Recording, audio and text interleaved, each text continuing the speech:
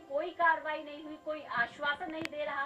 अब तो हद यहाँ तक हो गई है कि नेताओं के अर्दली भी अपने दरवाजे से फटकार कर उन्हें भगा लेते हैं।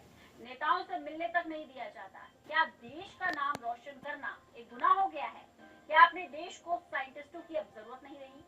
सवाल यहाँ खड़े होते हैं कि 6 महीने हो गए बूढ़े माता पिता अपने बेटे को अमेरिका के टेक्सास से देश वापस लाने के लिए चक्कर काटते हुए गुहार लगा रहे हैं। कितनी मेहनत से एक साइंटिस्ट देश को मिलता है जो कि देश का उज्जवल भविष्य होता है। लगता है कि अब देश को ऐसे साइंटिस्टों की जरूरत ही नहीं है।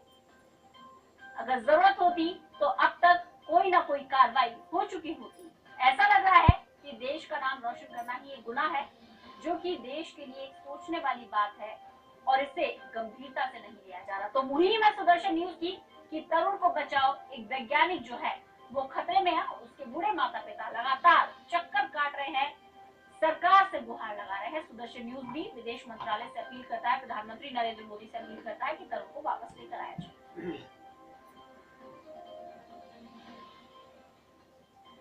पीड़ित परिवार क्षेत्रीय विधायक अनिल को कई बार चक्कर काट चुका है, उनका क्या कहना है, आइए सुन लेते हैं। तरुण भारद्वाज साइंटिस्ट तरुण थे जो अमेरिका के टेक्सास में फंसे हुए। आइए क्षेत्रीय विधायक शिकारपुर जी से स्थानीय शिकारपुर के आनंद समाज से बात जी।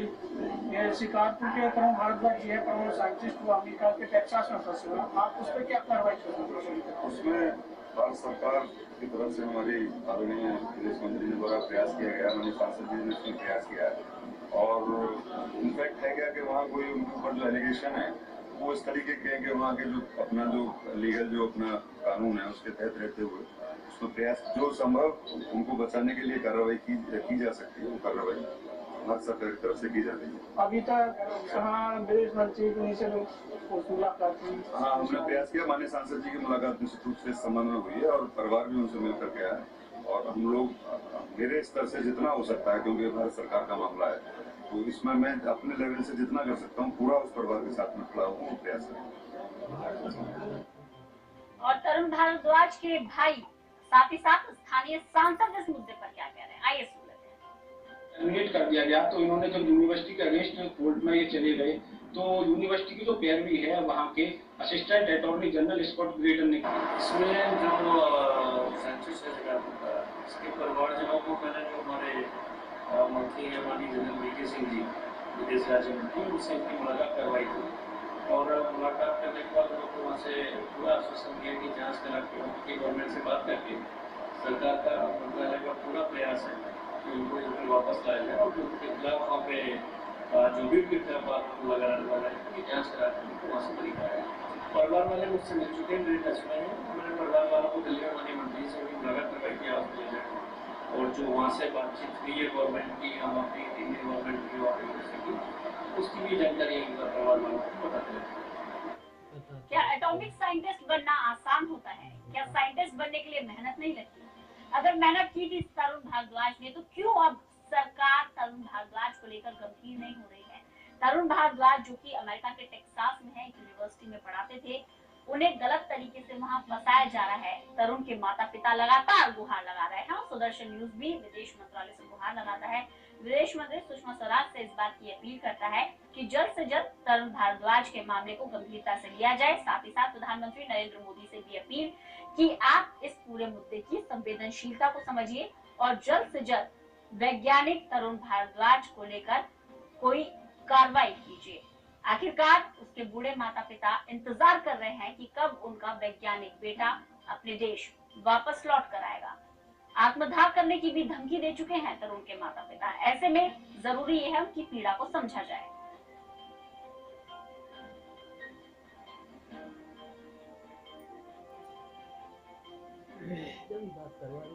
तो अमेरिका के टेक्सास में प्रताड़ित हो रहे तरुण भारद्वाज से फोन पर हमारी बातचीत हुई। आइए उन्हीं से सुन लेते हैं कि उन्हें क्या दिक्कतों का सामना वहां करना पड़ रहा है। हमारी सीधी बातचीत हुई है तरुण भारद्वाज से। All phone calls are subject to monitoring and recording. Hello hello, हाँ जी। जी सर जी। अब बताएं, मैं कह रहा हूँ कि आप 2010 में गए थे अमेरिका? जी नहीं, मैं एक्चुअली हाँ 2007 से हूँ। अच्छा, 2007 से। 2007 से जब गए थे आप तो किस पोस्ट के लिए गए थे आप? न्यूक्लियर साइंटिस्ट के तौर पर गए थे कि या रिसर्च के स्टूडेंट के तौर पर गए थे? जी, मैं बेसिकली यहाँ एक न्यूक्लियर साइंटिस्ट के तौर पर गया। अच्छा, न्यूक्लियर साइंटिस्ट के तौर पर गया था। जी हाँ। अच्छा, जब यहाँ से गए थे तो आप मतलब फिर क्या हुआ, ऐसा क्या हुआ कि न्यूक्लियर साइंटिस्ट के तौर पर आप चले गए, वहाँ पर आपने ज्वाइन कर लिया, फिर ऐसा क्या हुआ कि हालात ऐसे पैदा हो गए कि आप जाकर के मतलब एक अजीब सा दौर हो गया आपके लिए और जाकर के आप इससे गिर गए? मैं यहाँ पर कहानी कहाँ से शुरुआत हुई थी? मतलब आप सोचे थे कौन सा न्यूक्लियर साइंटिस्ट के तौर पर आपने कौन सा यूनिवर्सिटी ज्वाइन की थी, वहाँ का कौन सा कॉलेज किया, क्या? मैं university of Idaho, north Carolina state university, और उसके बाद फिर मैं यहाँ टेक्सास A&M यूनिवर्सिटी में काम कर रहा हूँ। और थिंग इज दैट मैं यहाँ पर एक यंग लेडी कैसी हार्पर से इंडियन टेम्पल में 2014 को दिवाली के उत्सव के दौरान मिला था, और कैसी हैं, उनको भारतीय बहुत पसंद है, तो हम दोनों नवंबर में एक रात डेट पर गए। वहाँ मैंने सम्मानजनक होने की वजह से अपने आप को थोड़ा रिजर्व रखा, जिसे उन्होंने डिसइंटरेस्ट के रूप में लिया। और तो जब मेरे बॉस सुनील चिराय को ये बात पता पड़ी, तो उन्होंने ऑफिस में काम करने वाली एक महिला लाना विल्सन से केएलसी से फोन पर बात करने के लिए कहा, जिसने केएलसी को झुंझला दिया, और फिर ये बात ह्यूमन रिसोर्सेज के पास पहुंच गई। ह्यूमन रिसोर्सेज ने बिना केएलसी की जानकारी के उनको यूनिवर्सिटी पुलिस के टच में रख दिया। अब बात हद से ज्यादा बढ़ती देखकर मैंने केएलसी को एक आखिरी ईमेल में अपने रिजर्व होने की बात साफ साफ लिख दी। हालांकि मैंने मेल ट्रैक पर देखा कि केएलसी ने इस ईमेल को लगभग 50 बार कहा, लगभग 50 बार। अब मैंने उनका इतना इंटरेस्ट देखकर उन्हें ये बात भूल जाने के लिए एक और ईमेल लिख दिया, जिसका यूनिवर्सिटी पुलिस ने मुझसे बात की, और मैंने अपनी तरफ से बात को खत्म कर अपनी लाइफ में व्यस्त हो गया। अब मैं सालों से यूनिवर्सिटी पे जिम जा रहा था, लेकिन इस घटना के लगभग 3 महीने बाद कैसी भी उसी समय जिम आने लगी। अब पहले तो मैंने इसे इत्तेफाक समझकर अनदेखा कर दिया, हालांकि 1 महीने में ये बात साफ हो गई कि ये सब इंटेंशनल था। इस दौरान वो मेरे चारों ओर दौड़ती, हाथ में मिलाती, मुस्कुराती, इशारे करती। अब कैसी को शाहरुख खान बहुत पसंद है, तो मैंने शाहरुख खान के गानों की एक कैसी हार पर शिकार कर दी। उसके बाद 2015 को यूनिवर्सिटी पुलिस ने मुझे बुलाया। मैंने उन्हें पूरी बात बताई कि मैं नहीं, कैसी मेरे पीछे पीछे आए। अब सच्चाई जानकर पुलिस के चेहरे का रंग उड़ गया, जो कि वीडियो रिकॉर्डिंग में साफ देखा जा सकता है। पर अब हालत ये है कि यूनिवर्सिटी पुलिस इस वीडियो को छुपाए रही है और वो इसको दिखा नहीं रही। हालांकि अब मुझसे बात करे बिना और मनगढ़ंत कहानी बनाकर यूनिवर्सिटी पुलिस पहले ही वारंट ले आई, और जिसकी बिना पर उन्होंने मुझे सच्चाई जानने के बाद भी गैरकानूनी रूप से गिरफ्तार कर लिया। अब बॉन्ड पर बाहर आने के बाद मैंने कैसी को एक और ईमेल लिखा कि जब उनको पुलिस नहीं जाना था तो मेरे पीछे आने की जरूरत क्या थी। अब इस ईमेल की बिना पर पुलिस ने मुझे दोबारा गिरफ्तार कर लिया। तो इसके कुछ महीनों बाद मेरी वकील मार्गरेट मीट ने बताया कि कैसी इस सारे घटनाक्रम की वजह से बहुत डरी हुई है। तो मैंने 21 मार्च 2016 को इंसानियत के नाते एक ईमेल लिखा कि मैं सच्चाई से परिचित हूँ और उन्हें किसी प्रकार का दोषी नहीं मानता, और ये कि वो बिना किसी डर के अपनी जिंदगी व्यतीत करें। अब इंसानियत के नाते एक महिला का डर दूर करने के बदले ईमेल की बिना पर मुझे 8 अप्रैल 2016 को स्टॉकिंग के केस में गिरफ्तार कर लिया गया। चार्जशीट कहती है कि मैंने 27 फरवरी 15, 4 मई 15, 8 अगस्त 15 तथा 21 मार्च 16 को रिपीटेड ईमेल भेजे। अब लेकिन कानून के अनुसार 4 ईमेल जिनमें महीनों का अंतर हो, रिपीटेड कम्युनिकेशन नहीं है। तो दूसरी बात है भाषा, तीसरी बात है इंटेंशन। इंटेंशन हैरेसमेंट होना चाहिए, और इंटेंशन स्थिल के सबूतों से निकाला जा सकता है। हालांकि इसके विपरीत 21 मार्च 2016 का ईमेल बहुत साफ साफ कहता है कि इंटेंशन गलतफहमी दूर करना था। अब किसी को अंदाजा भी लगाने की जरूरत नहीं है कि इंटेंशन था क्या। अब हालत ये है कि अब इनका पागल खाने भेजने पर बस नहीं चल रहा है, तो ये मुझे जबरदस्ती बिना तैयारी के ट्रायल पर ले जाकर मुझे 8-10 साल के लिए जेल में डालना चाहते हैं, ताकि इतने समय में ये लोग मुझे भूल जाएं और उसके बाद ये मुझे गायब कर दिया जाए। स्टॉकिंग की अधिकतम सजा 10 साल है। अच्छा, हरेसमेंट और स्टॉकिंग सारा केस में एक महिला का है जिसके हस्बैंड का केस पूरा लगा हुआ है, चार्जेस लगे हुए वो यूं लगे हुए हैं ना आपको? जी। अच्छा, मतलब न्यूक्लियर साइंटिस्ट के तौर पर आपको ऐसा नहीं कि वो जाकर के उस वजह से या फिर लिखे या फिर टाइप को कुछ लिखा या फिर किसी को कुछ नहीं है। दोबारा बोलेंगे संजीव, दोबारा बोलेंगे जरा जोर से। मैं कह रहा हूँ कि ऐसा कुछ भी नहीं है ना कि जैसे हम न्यूक्लियर साइंटिस्ट के तौर पर आपने वो इसलिए हुआ हो जिसके तहत आपको परेशानियां खड़ी हुआ, ऐसा नहीं है, केवल ये हरासमेंट का मामला है। जी हाँ, वही तो मेन। अब तो ये न्यूक्लियर क्या कह रहे हो, केली पे क्या कह रहा है वो क्या कह रहे हैं, उनका क्या है, मतलब ये आप बता रहे हो बताया कि वो आपकी सारी करती थी। संजीव की आवाज आप नहीं आई। मैं कह रहा हूँ कि जैसे कि आपने बताया कि केली जो थी वो जाकर के आपके पीछे आती थी, पीछे रहती जाती थी और जाकर के आपको इशारे भी करती, तो मामला उनकी तरफ से था, केली की तरफ से, एक महिला की तरफ, उनकी तरफ से था, ना कि आपकी तरफ से था।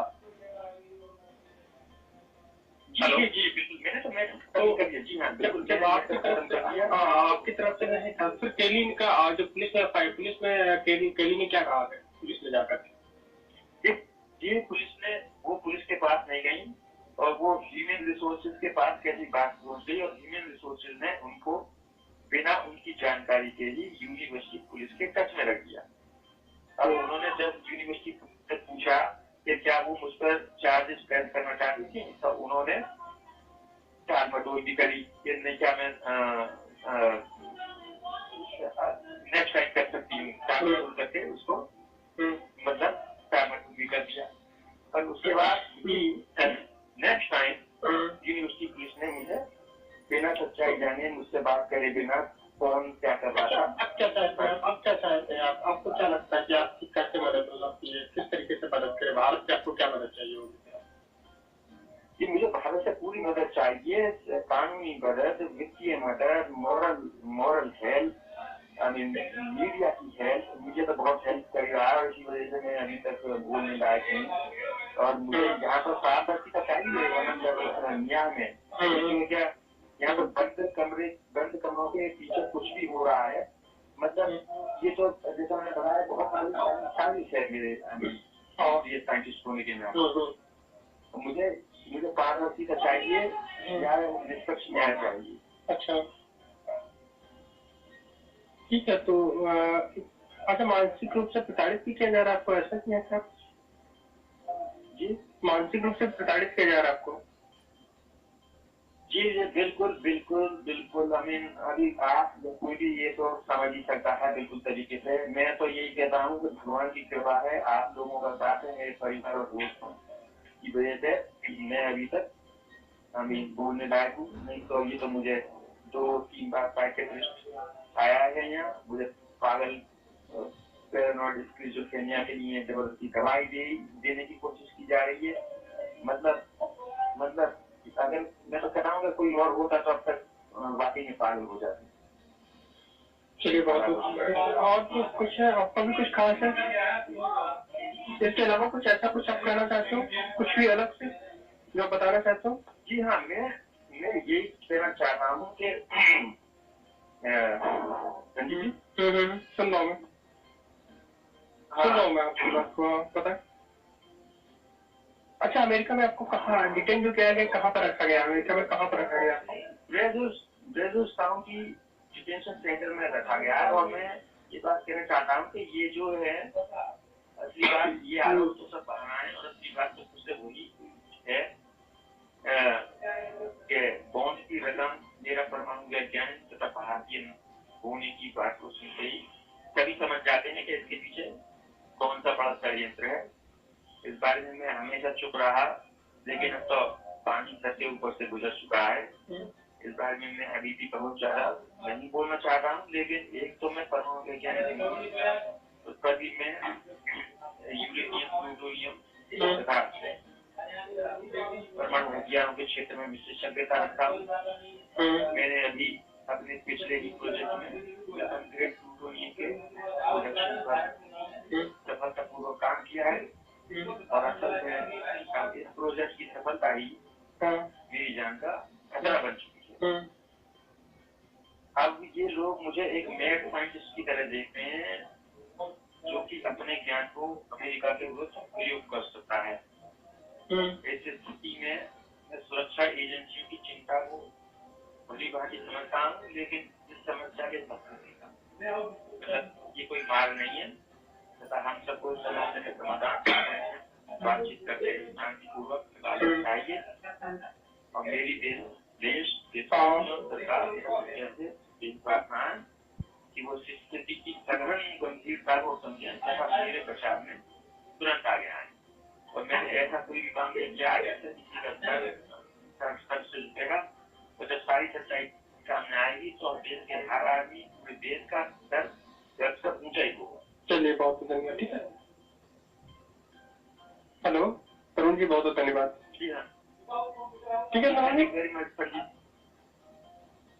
तो पीड़ा सुनी आपने तरुण भारद्वाज की, किस तरह से वो अपने देश आने के लिए तड़प रहे हैं। ऐसे में अपील सुदर्शन न्यूज लगातार कर रहा है विदेश मंत्रालय से, साथ ही साथ प्रधानमंत्री नरेंद्र मोदी से कि इस पूरे मामले को गंभीरता से लिया जाए और जल्द से जल्द तरुण को वापस लाया जाए। तो एक छोटे से ब्रेक के लिए आप जुड़े रहिए सुदर्शन न्यूज।